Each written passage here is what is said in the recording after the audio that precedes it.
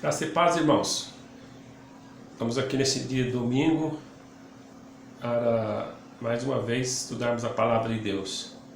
Então, nesta noite gostaria de convidar os irmãos que abrissem suas Bíblias em Apocalipse, capítulo 7. Vamos ler do versículo de 1 a 8.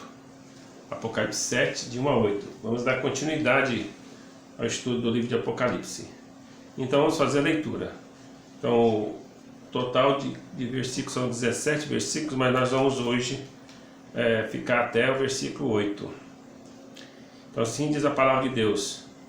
Depois disso vi 4 anjos em pé nos 4 cantos da terra, conservando seguro os 4 ventos da terra, para que nenhum vento soprasse sobre a terra, nem sobre o mar, nem sobre a árvore alguma.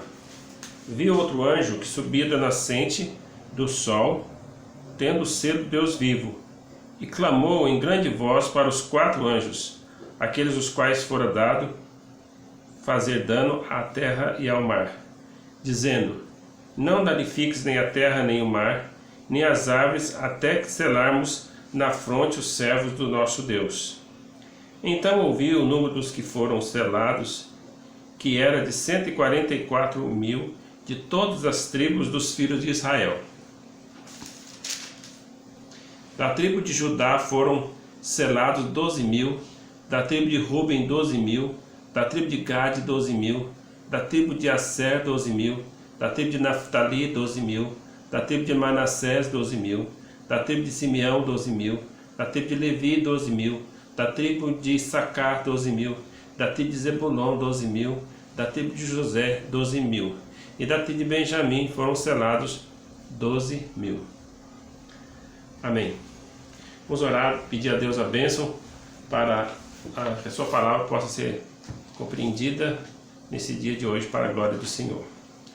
Nosso Deus, nosso Pai, nós te louvamos pela graça e misericórdia do Senhor. Pedimos que o Senhor venha iluminar os nossos olhos, trazendo-nos entendimento para que possamos estar compreendendo a tua palavra, Senhor. Em nome santo do Senhor e Salvador Jesus Cristo. Amém. Semana passada, irmãos, nós demos uma pincelada geral já nesses versículos. Algumas coisas nós falamos, mas ficam alguns detalhes para trás que hoje gostaríamos de retomar. Antes de entrarmos na segunda parte desse capítulo, que é dos versículos 9 a 17. Na verdade, esse capítulo inteiro, os irmãos devem estar lembrados, que é um parêntese no desenvolvimento dos selos do livro de Apocalipse, dos selos dos 7 selos. Então, entre o 6º selo e o 7º selo, então nós temos esse parêntese, que nós chamamos de o parêntese da graça, porque mesmo em meio ao juízo, parece que Deus vai estender a sua graça salvadora a um grupo de pessoas e talvez a milhares de pessoas também, que é o segundo grupo aqui, que depois nós vamos estar estudando. Então, é muito importante que nós possamos ver esse texto, lembrando dessa verdade. Faz parte da revelação e também não é coisa sem importância que foi acrescentada, mas interrompe o castigo da humanidade que estava manifestando a sua ira. Em Romanos 2, versículo 5, nós lemos o seguinte: mas segundo a dureza do seu coração impenitente, acumulas contra ti mesmo ira para o dia da ira e da revelação do justo juízo de Deus. Então veja que aqui os homens já estão acumulando a ira, está sendo acumulada a ira para aquele dia que vai ser revelado, vai ser acumulado, está sendo acumulada, naquele dia vai ser derramada. Então vai ser o justo juízo de Deus que vai vir. Em João 3,36, quando nós temos o convite para crer no Senhor Jesus, nós temos também um alerta sobre a ira de Deus. Por isso, quem crê no Filho tem a vida eterna. O que todavia se mantém rebelde contra o Filho não verá a vida, mas sobre ele permanece a ira de Deus. Todos os homens nascem sob a ira de Deus, mas aqueles a quem Deus chama e aqueles que recebem pela graça a salvação em Cristo, esse é dado o poder de serem serem feitos filhos de Deus, é dado o poder de ter a vida eterna. Então ele sai debaixo da ira de Deus. Então essa ira de Deus não está destinada para os crentes. 1 Tessalonicenses capítulo 5, verso 9, diz assim: porque Deus não nos destinou para a ira, mas para alcançar a salvação mediante nosso Senhor Jesus Cristo. Então esta ira que vai ser derramada vai ser sobre o mundo ímpio, sobre as pessoas que não creem. Então a igreja não estará aqui porque nós não fomos destinados para a ira. Nós não estamos debaixo da ira de Deus, que vai ser revelado no último tempo, lá quando todos vão ser lançados no lago de fogo. E nem essa ira aqui que virá sobre as nações, que virá sobre o mundo ímpio, que é da tribulação e da grande tribulação. Como já vimos, há muitas interpretações diferentes acerca do significado deste capítulo. Seja qual for a ideia desses grupos, é um consolo saber que Deus vai selar ainda e guardar da ira aqueles que Ele marca. Ou seja, na verdade nós crentes já estamos selados, né? Lembra que lá em Efésios 2, capítulo 2, versos 13 e 14, fomos selados com o Santo Espírito da promessa. Nós já estamos selados. Nós já temos o selo de Deus, que é o próprio Deus habitando em nós. Mas aqui ainda resta esse grupo ainda que vão ser selados. Então, seja qual for a ideia da interpretação que a pessoa dê, ela tem que saber que vai ter um grupo ainda que não vai passar debaixo da ira de Deus. Aqueles que Ele marca, que apesar de todos os obstáculos, uma grande multidão de salvos, de almas ainda serão salvas. Então vamos examinar com detalhes a sua mensagem. Primeiramente vamos entender o que são esses anjos que retêm os 4 ventos. O que são esses anjos que retêm os 4 ventos da terra? Então, nós temos que entender o seguinte: os animistas, eles creem que em cada coisa ou por trás de tudo na natureza tem um espírito sobre-humano, ou seja do bem ou seja do mal. Então por trás de cada coisa tem um espírito. Esse é o considerado doutrina animista. Então não quer dizer então que os 4 anjos, quer dizer que esses anjos estavam lá por trás segurando o vento, mas aí tem uma batalha entre os anjos de Deus e os anjos dos demônios, e de repente os demônios ganham, e agora esses anjos são demônios que vão estar soltando esses ventos. Não. O juízo de Deus não vai vir de demônios, porque eles também estão debaixo de juízo. Os demônios também são criaturas sujeitas a juízo, e que eles não têm direito e não têm moral para trazer juízo sobre ninguém, certo? Às vezes Deus permite que algum demônio assoreie de alguém, porque essa pessoa também teve a responsabilidade de entregar a sua vida, a sua alma para com Deus. Mas não que esses demônios têm poder ou autoridade para fazer algum tipo de juízo. Então nós não somos animistas. Então, será que apenas é uma forma figurada de falar? Também não cremos que seja essa a explicação toda, não é? Os anjos são figura de quê? Então, na verdade, são anjos mesmo. Então, várias vezes nós vimos nas Escrituras que Satanás, ele usa fenômenos naturais para os seus propósitos diabólicos e que Deus o desmascara. Então, quando Satanás faz alguma coisa, ele usa, Deus vai e desmascara ele. Mas o Senhor também emprega a natureza para a sua glória. Então, porque a natureza foi Ele mesmo que criou, né? Lá em Gênesis 1 e 2, né? Ele criou todas as coisas. Então, todas as coisas estão debaixo do seu poder. Todas as coisas se mantêm por causa de que Ele é o Criador e o mantenedor de todo o universo. Ele não criou e deixou as coisas debaixo de leis naturais para poder seguir o seu curso natural. Não, Ele é o mantenedor. Deus é soberano. Então Deus não vai permitir que o homem destrua a terra. Que talvez se o homem fosse deixado solto a seu bel prazer, talvez já teria destruído a terra. Mas Deus não vai permitir, porque o juízo, quando vir, quando não houver mais este céu nem esta terra, então vai ser juízo de Deus e não algo que o homem vai se autodestruir.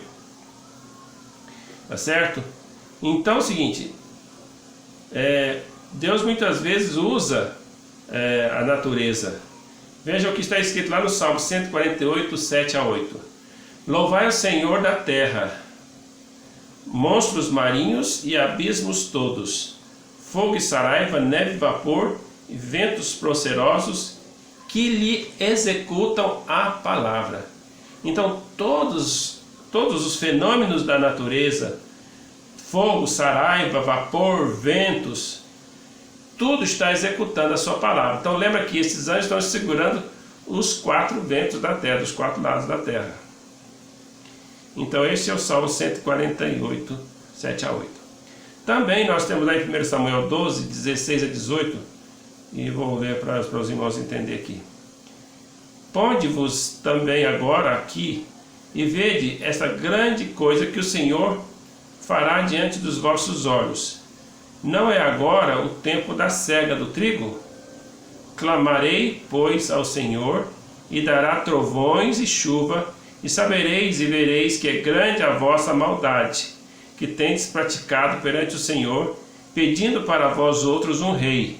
Então invocou Samuel ao Senhor, e o Senhor deu trovões e chuva naquele dia, porque todo o povo tremeu em grande maneira ao Senhor e a Samuel.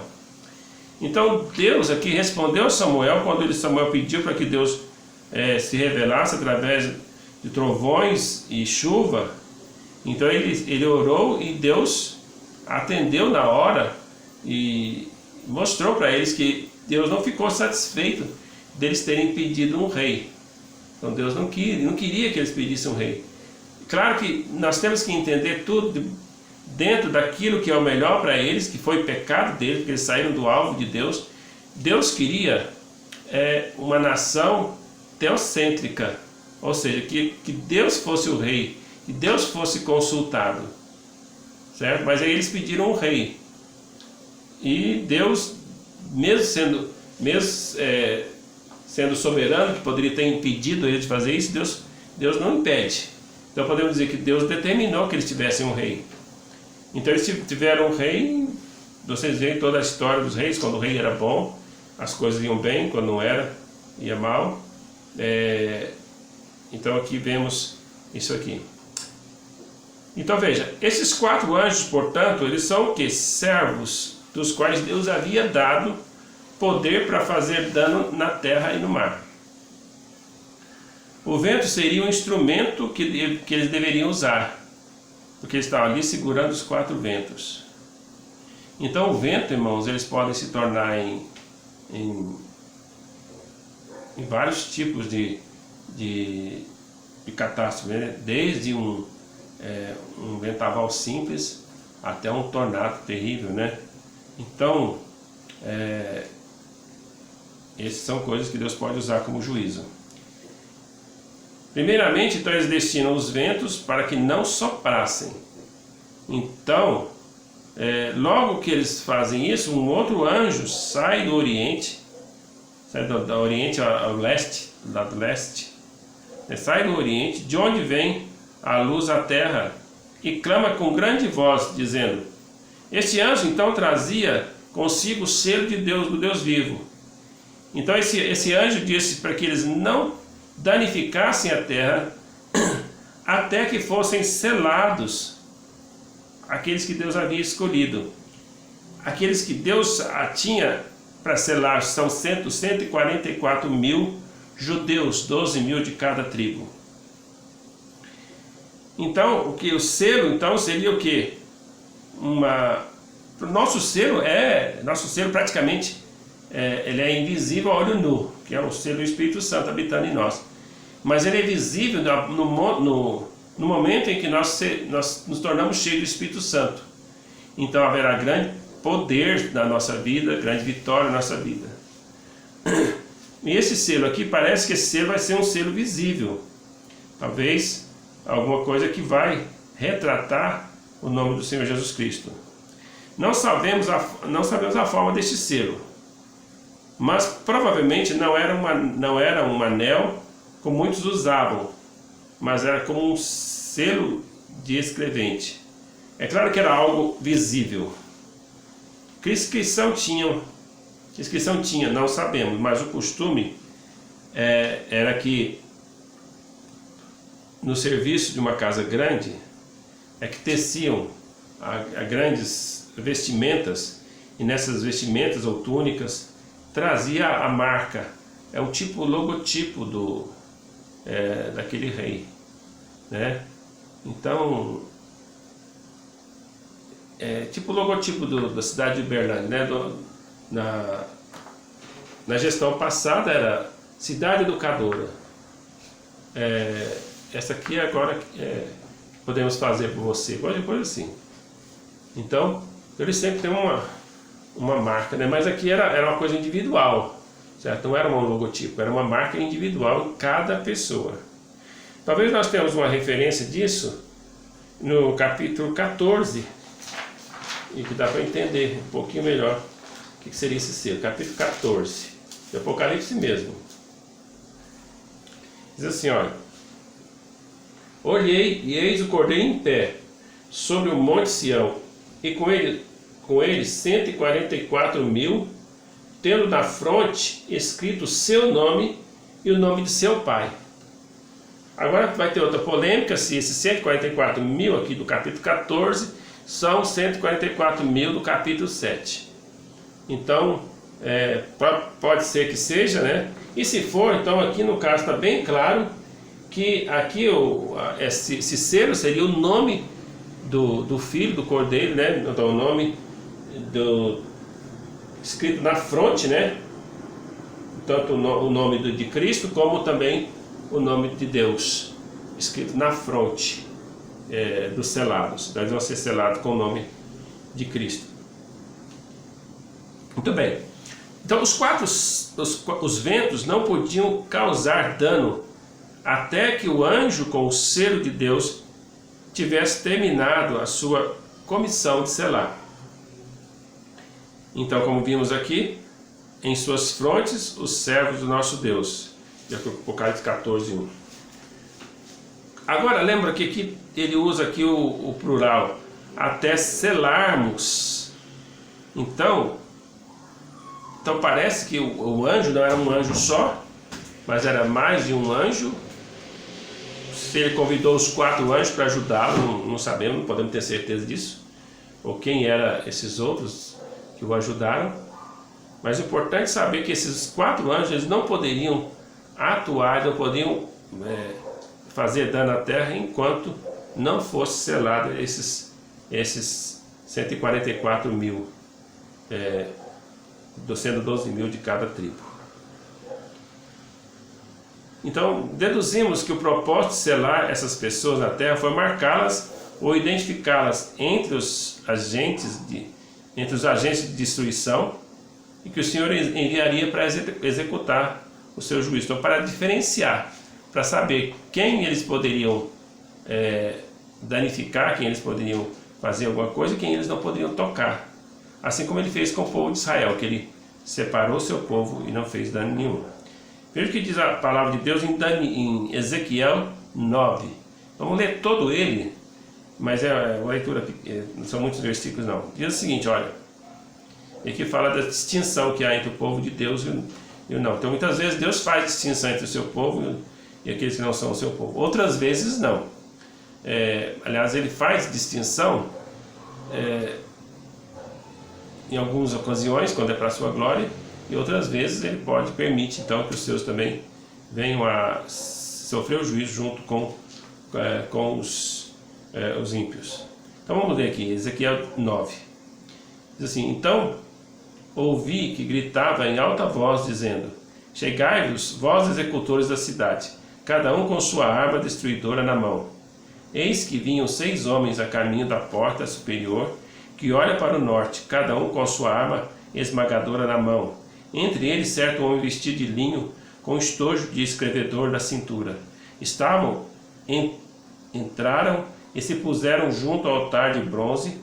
A glória do Senhor de Israel se levantou do querubim sobre a qual estava, indo até a entrada da casa. E o Senhor clamou ao homem vestido de linho, que tinha o estojo de escrevedor na cintura. Ele disse: passa pelo meio da cidade, pelo meio de Jerusalém, e marca com o sinal a testa dos homens que suspiram e gemem por causa de todas as abominações que cometem no meio dela. Você está vendo aqui? Ele pediu para marcar aqueles que estavam em Jerusalém, na qual estavam prestes para vir o juízo. Então, marca com o sinal na testa todos aqueles que suspiram e gemem, aqueles que não estão conformados, aqueles que estão sofrendo por causa dos pecados que está acontecendo na cidade. Então, que suspiram por causa de todas as abominações que cometem no meio dela. Aos outros disse, ouvindo eu: passai pela cidade após ele, e sem que os vossos olhos poupem, e sem que vos compadeçais, matai a velhos, a moços, a virgens, a crianças, a mulheres, até exterminá-los. Mas a todo que tiver o sinal, não vos chegueis. Começai pelo meu santuário. Então começaram pelos anciãos e estavam diante da casa. E lhes disse: contaminai a casa, enchei de mortos os átrios e saí. Saíram e mataram na cidade. Havendo-os eles matado, e ficando eu de resto, caí com o rosto em terra e clamei e disse: ah, Senhor Deus, dar-se ao caso que destruas todo o restante de Israel, derramando teu furor sobre Jerusalém? Então me respondeu: a iniquidade da casa de Israel e de Judá é excessivamente grande. A terra se encheu de sangue e a cidade de injustiça. E eles ainda dizem: o Senhor abandonou a terra, o Senhor não nos vê.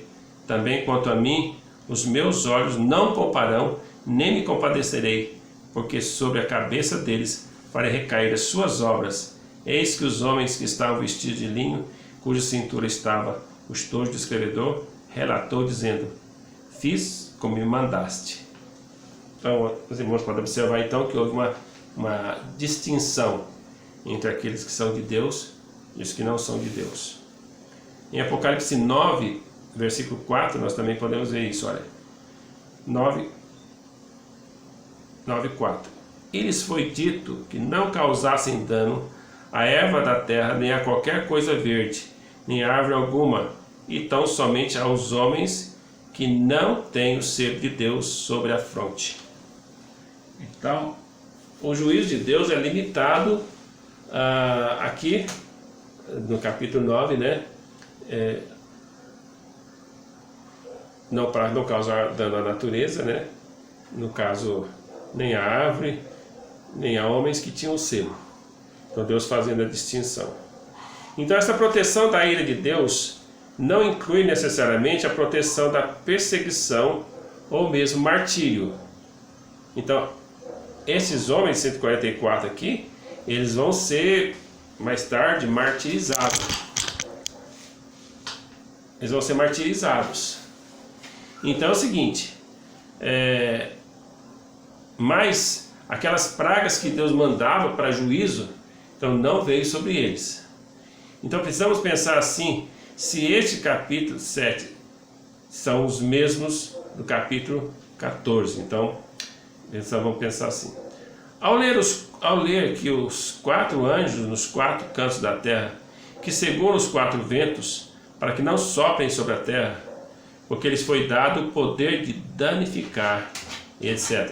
Então, sobressai o número 4 a palavra terra. Então, olha, veja que então esse evento estará acontecendo na terra. Esses 144 mil estão na terra. E depois nós vamos ver os outros, né, onde que eles vão estar, esses outros selados aqui. Aliás, esses outros que são martirizados. Então, esses estão assinalados aqui, então estão sobre a terra.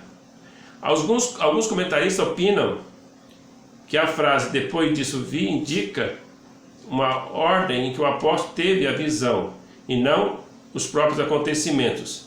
Assim creem que as visões do capítulo 7 realmente são anteriores e não posteriores à abertura do sexto selo. Também creem que a visão dos mártires no céu introduz logicamente o ato de selar esses servos, os servos de Deus, e ainda estão na terra, mas logo serão mortos por anticristo e se unirão àqueles. Eu não acredito nesse tipo de interpretação.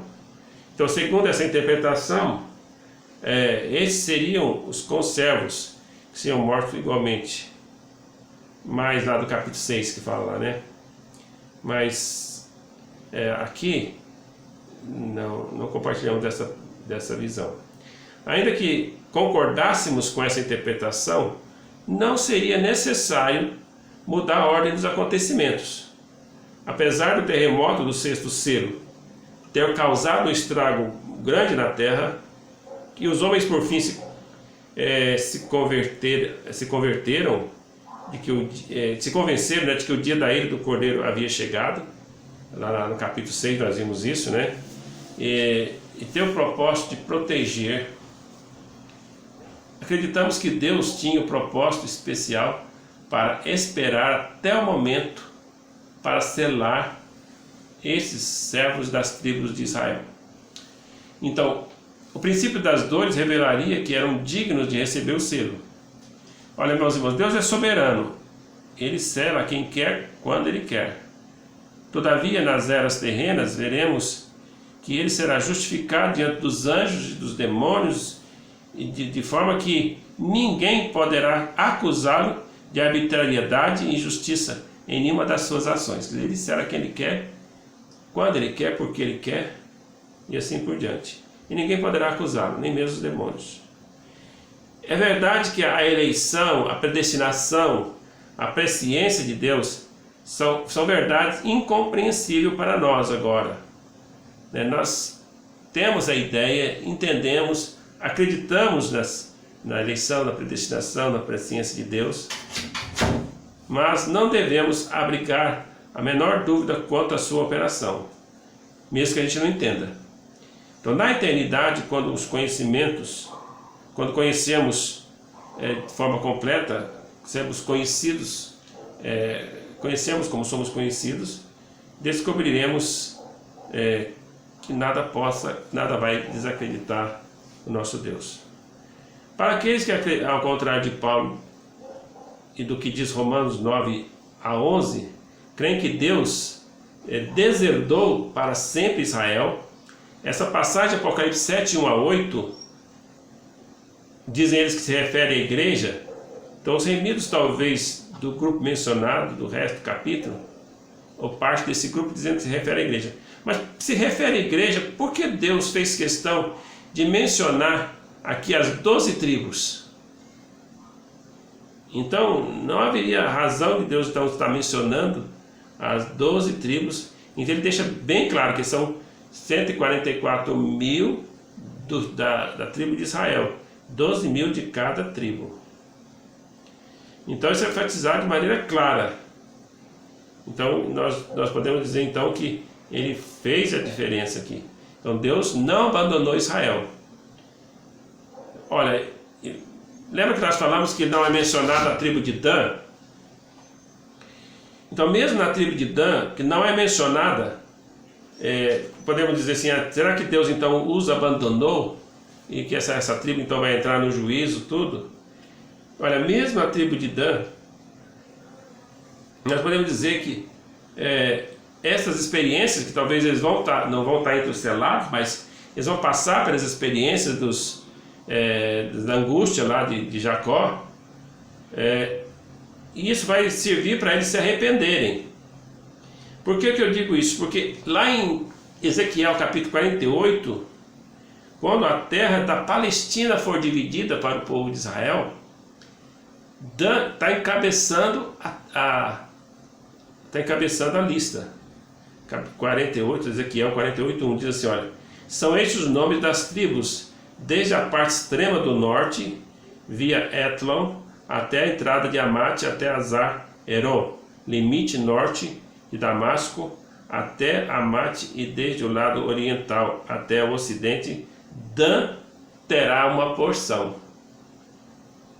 Então, quando a terra da Palestina for dividida para Israel, porque hoje a Palestina não pertence a Israel, Dan terá uma porção. Ezequiel 48:1. Tem ninguém lá? Então veja, também tem uma porta com seu nome na cidade. Então veja, Ezequiel 48:32 diz assim: do lado oriental, 4.500 côvados e 3 portas, a saber, a porta de José, a porta de Benjamim e a porta de Dan. Então veja, mesmo em relação a Dan, que não é mencionado na lista, Deus vai usar de misericórdia com eles, mesmo que ele não esteja entre os selados. Então esses 144 mil hão de servir de testemunhos da graça do Senhor Jesus Cristo, até que o anticristo os vença, pouco tempo antes do Messias voltar em glória para estabelecer seu reino. Então eles vão completar aquele número dos que vão ser martirizados, ali que Deus então vai completar a sua vingança a partir do 7º selo e depois das trombetas, as taças. Então Romanos 11:29 diz o seguinte: os dons e a vocação de Deus são irrevogáveis. Então quando Deus chama, Deus não vai mudar, Deus não vai deserdar Israel. Então o que ele prometeu para Israel, ele vai cumprir. Diz assim, olha, Deus não deserdou seu povo para sempre. Romanos 11:1. Pergunto, pois, terá Deus porventura rejeitado seu povo? A resposta de Paulo, né? De modo nenhum, porque eu também sou israelita, da descendência de Abraão, da tribo de Benjamim. E Romanos, finalizando aqui, Romanos 11:25. Veio endurecimento em parte a Israel, até que haja entrado a plenitude dos gentios. Então, o endurecimento de Israel vai acontecer até que realmente completar o tempo dos gentios. Então, o tempo da igreja também é chamado aqui tempo da graça, e também o tempo dos gentios, quando o evangelho é propagado, o nome de Deus, de Cristo, é propagado para todas as nações. Então Deus dá um tempo em trabalhar com a nação de Israel. Hoje o povo de Deus realmente é a igreja, mas Deus não esqueceu aquelas promessas que fez para com Israel e voltará a trabalhar com eles, certo? Então é isso que nós temos para hoje. Deus dê a graça aos irmãos, tenham um bom restante de domingo e dê aos irmãos a paz do Senhor cada vez mais gostosa de estar na comunhão com Ele. Fique com Deus, leia as Escrituras, faça a vontade de Deus durante toda a semana. Em nome do Senhor Jesus. Amém.